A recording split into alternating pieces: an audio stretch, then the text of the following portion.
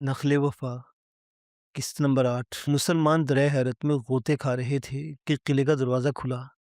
लटकता हुआ पुल नहर पर बिछ गया। इसके बाद 10 सवार इस्लामी परचम लहराते हुए किले से बाहर आए। इनका रुख जैश के पड़ाव की तरफ था।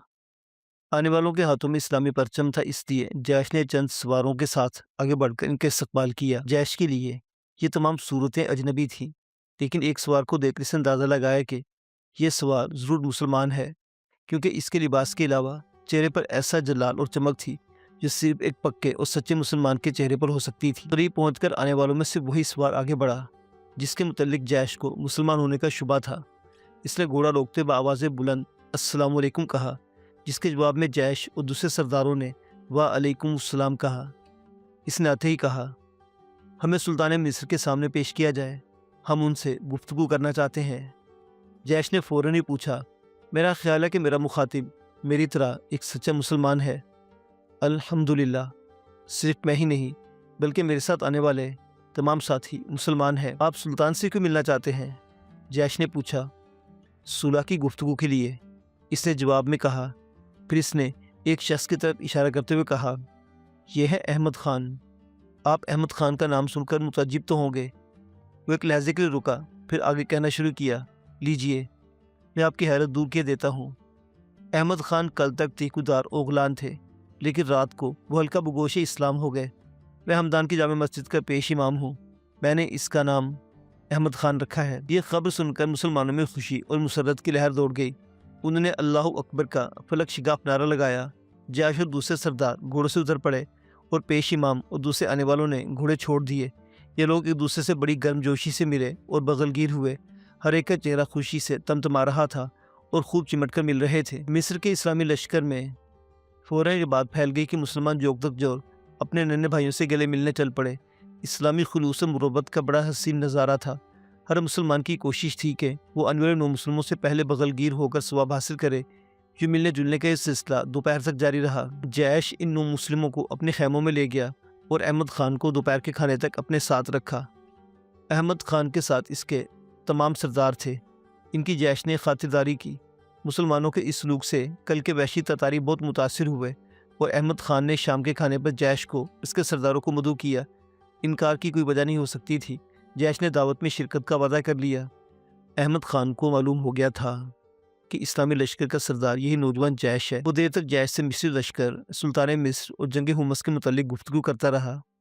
जैश ने अहमद खान को इसके हल्का बगोई इस्लाम होने पर मुबारकबाद दी और इसे इत्मीनान दिलाया कि मुसलमान होने के बाद इसके और मुसलमानों के दरमियान तमाम इख्तलाफात खुद ब खुद ख़त्म हो गए हैं।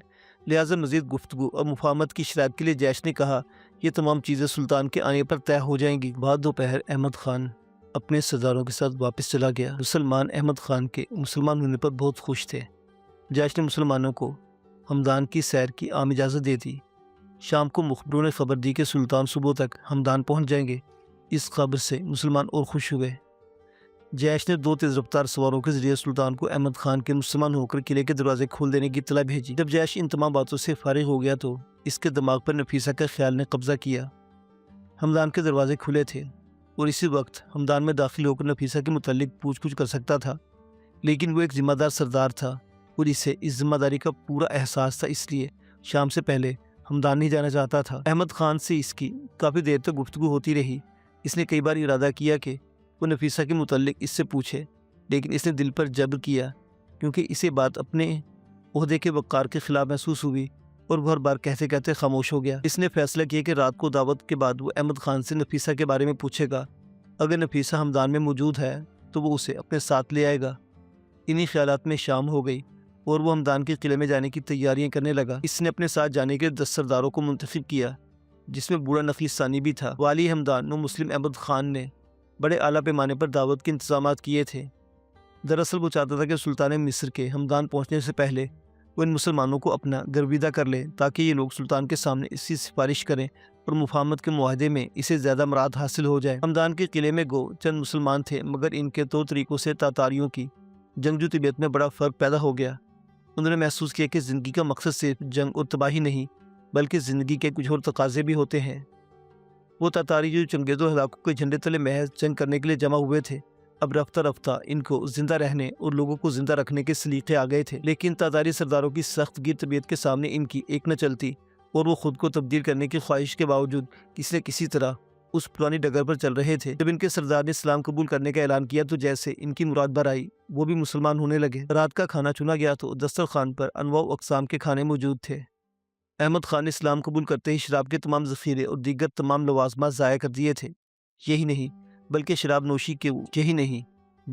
نوشی کی بھی منظر عام پر ممانعت کرا دی تھی، اس لیے دسترخوان پر شراب کے علاوہ ہر چیز موجود تھی۔ دوستانہ ماحول میں کھانا کھایا گیا۔ اس کے بعد مہمان تو رخصت ہو گئے، رب صرف جیش کے ساتھ ہی اور احمد خان کے گرد اعلیٰ مرتبے کے سردار رہ گئے، جنہیں مشاورت کے لیے احمد خان نے روک لیا تھا۔ ان سرداروں میں بہت سے مسلمان ہو گئے اور کچھ ابھی تک اپنے پرانے مذہب پر پابند تھے۔ احمد خان نے مذہب تبدیل کرنے پر مجبور نہیں کیا، بلکہ عام اعلان کیا تھا کہ جو خوشی سے مسلمان ہونا چاہے وہ مذہب تبدیل کر سکتا ہے، کسی کو مجبور نہیں کیا جائے گا اور نہ اس کے مذہب میں دخل دیا جائے گا۔ احمد خان اور جیش دیر تک تاتاریوں اور مسلمانوں کی طرز معاشرت اور مذہب کے متعلق گفتگو کرتے رہے۔ نصرانیوں کی ریشہ دوانیوں کا ذکر ہوا اور کافروں کی شوشوں کے خاتمے کے موضوع پر بات چیت ہوئی۔ جیش نے محسوس کر لیا کہ احمد خان کے مذہب تبدیل کرنے کی خواہ کچھ بھی وجوہ ہوں، لیکن اس وقت اس کے دل میں مسلمانوں کی عزت اور خلوص کا جذبہ موجود ہے، اور اس کے انداز گفتگو سے صاف پتہ چلتا تھا کہ وہ مسلمانوں اور خصوصاً سلطان مصر کا وہی خواہ ہے۔ ہر طرح کی گفتگو ہو چکی تھی، اب کوئی ایسا موضوع بظاہر باقی نہ تھا جس پر گفتگو کی جاتی۔ اس کے بعد محفل برخاست ہونا تھی اور جیش کو اپنے سرداروں کے ساتھ اپنے لشکر میں جانا تھا۔ صرف ایک بات باقی رہ گئی تھی جس کا تعلق جیش سے تھا۔ جیش نے یہی مناسب خیال کیا کہ اس کا تذکرہ چلتے وقت کرے، کیونکہ یہ کوئی عالمگیر یا ملکگیر مسئلہ بہرحال نہ تھا۔ چنانچہ جب رخصت وقت کا آیا تو جیش نے احمد خان سے سوال کیا، خان مجھے اس لڑکی کے بارے میں معلومات کرنا ہے جو شاید اباخا خان کے ساتھ ہمدان آئی ہے۔ احمد خان نے پہلے بغور جیش کے چہرے کو دیکھا، پھر مسکراتے ہوئے جواب دیا، مصری سردار، شاید تمہارا اشارہ نفیسہ نامی لڑکی کی طرف ہے۔ ہاں، میں اسی نفیسہ کے بارے میں معلوم کرنا چاہتا ہوں۔ کہتے کہتے جیش بڑی بے چینی سے احمد خان کے جواب کا انتظار کرنے لگا۔ احمد خان نے جواب دینے کے بجائے چند لہجے کو سوچتا رہا۔ وہ اتنی دیر خاموش رہا کہ جیش کو مجبوراً سوال کرنا پڑا، خان تم خاموش کیوں ہو گئے؟ میں نفیسہ کے متعلق پوچھ رہا تھا۔ خان نے چونکتے ہوئے کہا، نفیسہ اس وقت اس محل میں موجود ہے۔ نفیسہ کے صحیح سلامت اور اس محل میں موجود ہونے سے جیش کو بڑی خوشی ہوئی اور اس کے رگو پے میں عجیب سا کیف محسوس کیا۔ اسی کیفیت تلے اس نے احمد خان سے کہا، خان ہم اس لڑکی سے ملنا چاہتے ہیں اور اگر وہ پسند کرے تو ہم اسے اپنے ساتھ لے جانا چاہتے ہیں۔ جیش کی اس فرمائش پر احمد خان کی تیوری پر بل پڑ گئے، اس کے چہرہ غصے سے لال ہو گیا۔ جیش کی سمجھ میں نہ آیا کہ احمد خان کو کس بات پر اتنا غصہ آیا ہے۔ اس نے آہستگی سے پوچھا، احمد خان شاید تمہیں ہمارے سوال سے تکلیف پہنچی ہے، لیکن تمہیں شاید معلوم نہیں وہ لڑکی میری چچا زاد بہن ہے اور اسے ساتھ لے جانے کا مجھے حق پہنچتا ہے۔ احمد خان نے کچھ اکھڑے انداز میں کہا، سردار وہ کوئی بھی ہو لیکن وہ مجھے اپنے بھائی سے حاصل ہوئی ہے اور اسے میں اپنے سے جدا کرنے پر آمادہ نہیں۔ جیش نے احمد خان کے الفاظ سنے تو اس کا دماغ گھوم گیا۔ خوابوں اور امیدوں کے وہ محل جو اس نے تھوڑی دیر پہلے تعمیر کیے تھے، ان کی بنیادیں تک ہل گئی، لیکن اس نے صبر کو ہاتھ سے نہ جانے دیا اور غصے پر پوری طرح قابو پاتے ہوئے کہا، احمد خان اسلام اس بات کی اجازت نہیں دیتا کہ کسی کو اس کی مرضی کے خلاف محل میں رکھا جائے۔ آپ نفیسہ کو اس کی مرضی کے خلاف محل میں نہیں رکھ سکتے، لیکن میں اسے اپنی بیوی بنا کر رکھوں گا۔ احمد خان جذبی ہو کر بولا۔ جیش نے سنبھل کر جواب دیا، خان اسلام چاز بیویوں کی اجازت ضرور دیتا ہے، لیکن اس بات کی اجازت کسی بادشاہ کو بھی نہیں کہ وہ کسی لڑکی کو اس کی مرضی کے خلاف شادی پر مجبور کرے۔ احمد خان نے طیش میں آتے ہوئے کہا، مصری سردار میں بحث نہیں کرنا چاہتا، لیکن میں نے نفیسہ کو بیوی بنانے کا فیصلہ کر لیا ہے۔ جیش نے اسے سمجھاتے ہوئے نرمی سے کہا، خان میں تمہارے فیصلے میں مخل نہیں ہوتا، لیکن اس کا بہترین طریقہ یہی ہے کہ تم ہمیں نفیسہ سے ملنے دو۔ اگر نفیسہ تم سے شادی کرنے پر رضامند ہے تو تمہارے راستے میں کوئی حال نہیں ہوگا۔ احمد خان نے بگڑ کر کہا، ایک عورت کی رضامندی کو کوئی اہمیت نہیں دی جا سکتی، فیصلہ میں نے کیا ہے اور میرا فیصلہ اٹل ہوا کرتا ہے۔ جیش نے احمد خان کو اپنے فیصلے پر نظر ثانی کرنے کے خیال سے پھر کہا، احمد خان نفیسہ کو سلطان مصر نے اپنی بیٹی بنایا ہے اور سلطان مصر کی بیٹی کو اس کی مرضی کے خلاف مجبور نہیں کیا جا سکتا۔ یہ سن کر احمد خان کوئی بات سمجھنے کے بجائے اور غصے میں آگ اور تیز لہجے میں بولا، میں نے کہا نا میرا فیصلہ اٹل ہوا کرتا ہے، اسے دنیا کی کوئی طاقت تبدیل نہیں کر سکتی۔ اب جیش کو بھی غصہ آ گیا۔ اس نے کہا، اس کا مطلب ہے کہ آپ مسلمان ہوتے ہوئے بھی اسلام کے احکام کی خلاف ورزی کرنے پر تلے ہوئے ہیں، ایسا ہی سمجھ لیا جائے، لیکن میں اپنا ارادہ نہیں بدل سکتا۔ احمد خان نے تیزی سے کہا۔ جیش نے کہا، تو پھر ہمیں مجبور ہو جائیں گے کہ تمہارے اس ارادے کو بزور شمشیر تبدیل کر دیں۔ گفتگو میں کافی تلخی پیدا ہو گئی اور خطرہ تھا کہ کہیں اس وقت تلواریں نہ کھنچ جائیں۔ جہادیدہ بوڑھے نخلستانی نے دخل دیتے ہوئے کہا، سردار، آپ احمد خان کو سوچنے کا موقع دیجیے، ممکن ہے صبح تک یہ کوئی فیصلہ کر لیں۔ لیکن احمد خان نے گفتگو کا دروازہ ہی بند کرتے ہوئے کہا، مصریوں کو یہ معلوم نہیں کہ تاتاری اپنا ارادہ کبھی نہیں بدلا کرتے، میں نے جو کہہ دیا وہی ہوگا۔ جیش نے یاد دلایا، تم یہ مت بھولو کہ اب تم مسلمان پہلے اور تاتاری بعد میں ہو، اور تمہیں اسلام کے احکام کا اسی وقت تک احترام کرنا پڑے گا جب تک تم اس مذہب کے پابند ہو۔ احمد خان نے ایک خوفناک قہقہ لگاتے ہوئے کہا، اور تم یہ نہ بھولو کہ میرے اشارے پر تمہاری گردنیں قلم کی جا سکتی ہیں۔ مسلمان گردنیں ہتھیلی پر رکھ کر نکلا کرتے ہیں، لیکن تمہیں یہ بھی یاد رکھنا چاہیے کہ کل شام سلطان مصر یہاں پہنچ کر تمہارے غرور کی گردن مروڑ کر رکھ دے گا۔ جیش نے بڑی تمکنت سے کہا۔ احمد خان کا غیظ و غضب اب انتہا کو پہنچ چکا تھا۔ اس نے بل کھاتے ہوئے کہا، مصری سردار، تمہیں اب احمد خان کے قید خانے میں اس وقت تک رہنا پڑے گا جب تک تمہارا سلطان اس قلعے کو فتح کر کے نہیں چھڑاتا۔ مصر کے سلطان کا مقابلہ کیا جائے گا اور ہم اس پر ثابت کر دیں گے کہ تاتاریوں کے ہاتھوں میں اتنی طاقت ہے کہ وہ اگر دنیا کے تمام لشکر کے مقابلے پر ہوں تب بھی شکست نہیں کھا سکتے۔ اس کے ساتھ ہی احمد خان کے اشارے پر مصریوں کے سنبھلنے سے پہلے انہیں چاروں طرف سے نیزوں کی زد میں لے لیا گیا۔ 10 مصری سرداروں کے گرد 50 سے زیادہ نیزیں اور تلواریں ایک دم آ گئے تھے۔ ان کی نوکیں ان کے جسموں کے اس قدر قریب تھیں کہ وہ حرکت نہ کر سکتے تھے۔ انہیں بے بس دیکھ کر احمد خان نے کہا، اپنا انجام جانتے ہو؟ جیش نے کہا، مسلمانوں کا انجام شہادت ہی ہوا کرتا ہے، لیکن تم اپنے انجام سے بے خبر ہو۔ تمہیں آزاد کیا جا سکتا ہے بشرط یہ کہ تم نفیسہ کی واپسی کا خیال چھوڑ دو۔ احمد خان نے بالآخر شرط عائد کر دی۔ جیش بولا، اب تم احمد خان نہیں بلکہ تیکودار اوغلان ہو، اور ہم کافروں کی شرطیں نہیں مانا کرتے۔ احمد خان نے ایک بلند قہقہ بلند کیا اور اسی انداز میں بولا، لے جاؤ ان ذلیل مصریوں کو اور شراب و کباب کا انتظام کرو۔ آج ہم ان کی گرفتاری کی خوشی میں مدہوش ہونا چاہتے ہیں۔ ہمدان کے قلعے کے باہر ہی ٹھہرے ہوئے 5000 مصری لشکر نے رات گئے تک اپنے سرداروں کا انتظار کیا، اور جب بہت رات گزر گئی تو انہیں فکر ہوئی اور انہوں نے ایک سوار کو قلعے کی طرف بھیجا تاکہ وہ سرداروں کی خبر لائے۔ لیکن یہ سوار تھوڑی دیر میں واپس آئے، اسے بتایا کہ قلعے کے تمام دروازے بند کر دیے گئے ہیں۔ اس خبر وحشت اثر سے مصریوں کو بڑی پریشانی ہوئی۔ ان کا سردار اعلیٰ اور دستوں کے تمام سردار ایک ساتھ ہمدان گئے تھے، اور اس وقت ان میں کوئی بھی ایسا بااثر آدمی نہ تھا جن کو صحیح مشورہ دیتا۔ آخر انہوں نے ہر دستے سے ایک ایک آدمی بلایا اور اس طرح 25 آدمیوں کی ایک مجلس ترتیب دی۔ اس مجلس نے فوج کا انتظام اپنے ہاتھ میں لے کر متفقہ طور پر ایک آدمی کو اپنا سردار چن لیا اور اس کو پورے اختیارات سونپ دیے۔ مجلس سویرے تک کسی نتیجے پر نہ پہنچ سکی، اور آخر میں یہی فیصلہ کیا گیا کہ کل شام تک ہمدان کے قلعے کے سامنے ٹھہر کر حالات کا مشاہدہ کیا جائے۔ ممکن ہے کہ صبح کو ہمدان سے کوئی خبر آئے۔ پھر کل شام تک سلطان کے ہمدان پہنچنے کی امید تھی۔ مصری لشکر نے صبح کی نماز ادا کی، دھوپ نکل آئی اور دن بھی چڑھ گیا، لیکن ہمدان کے قلعے کا کوئی پھاٹک نہیں کھلا۔ یہی نہیں، دیکھتے دیکھتے قلعے کی فصیل پر مسلح سنتریوں اور فوج کو بھی متحرک دیکھا جانے لگا، جو مقابلے کے لیے بالکل تیار نظر آ رہے تھے۔ اب مصریوں کو یقین ہو گیا کہ ان کے ساتھ ضرور دھوکہ کیا گیا ہے، اور تاتاریوں نے مصری سرداروں کو گرفتار کرنے کے لیے سب ڈھونگ رچایا تھا۔ دوپہر ہو گئی، نہ تو قلعے کا دروازہ کھلا اور نہ مصریوں نے حملہ کیا۔ مصریوں کو سلطان کی آمد کا انتظار تھا۔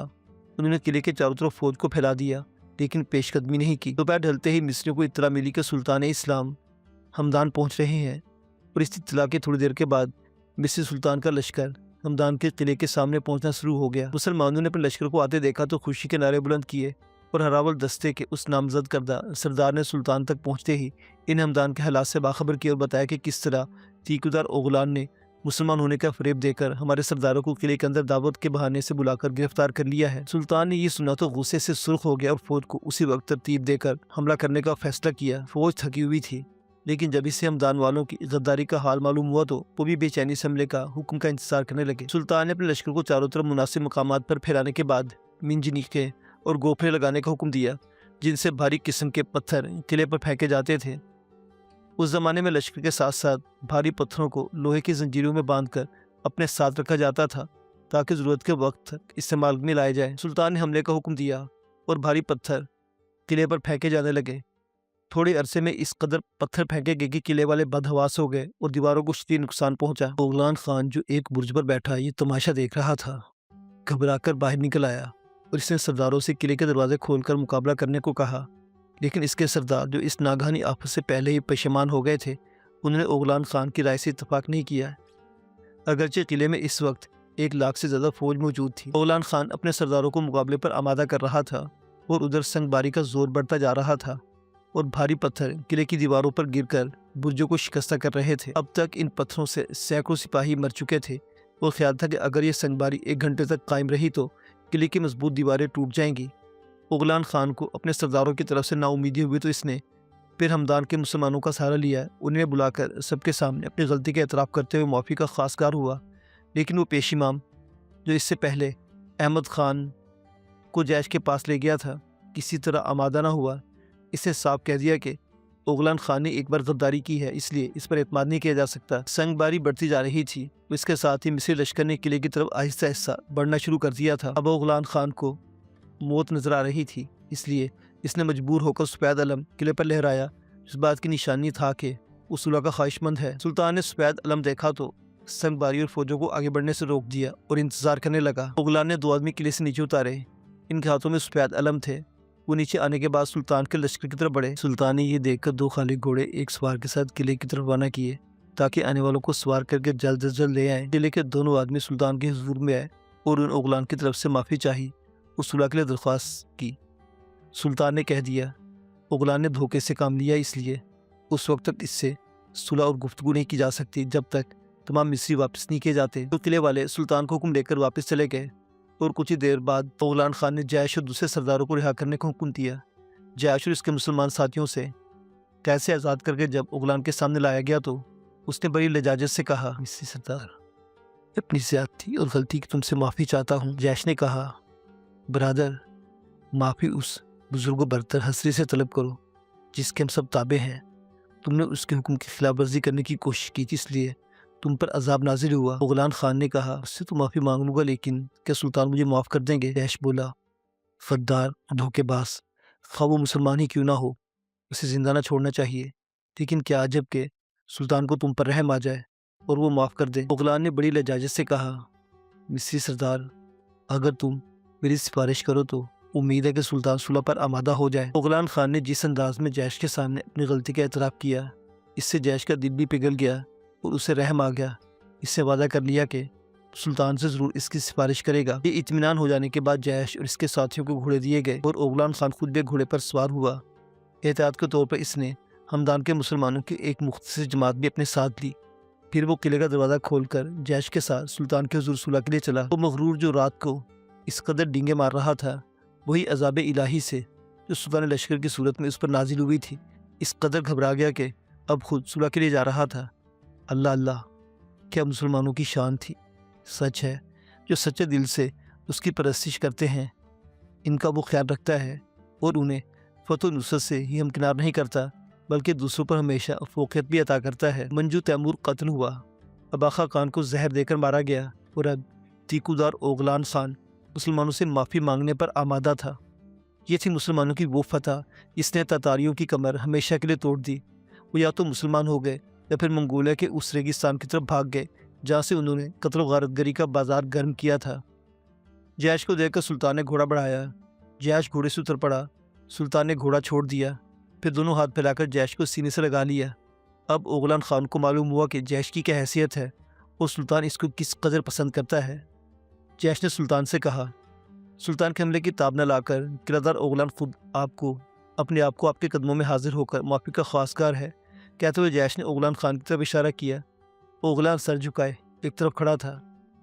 सुल्तान ने इसे घूरते हुए कहा, शे नाबिकार, किसी रहम का मुस्तहिक नहीं, इसने खुदा के हुक्म से सरताबी की है, इसके सर को तन से जुदा कर देना ही बेहतर है। तमाम लोग इस हुक्म से कांप उठे और ओगलान खान सुल्तान के सामने कांपने लगा, लेकिन सुल्तान इसे नजरअंदाज करके जैसे महवे गुफ्तगू रहा। जैश ने ओगलान खान के मुसलमान होने और दावत में शरीक करने के तब वाक़या सुल्तान के गोशगुजार कर डाले। जब नफीसा का जिक्र आया तो सुल्तान बेचैन हो गया। उसने जैश से कहा, तुम इसे अपने साथ क्यों नहीं लाए?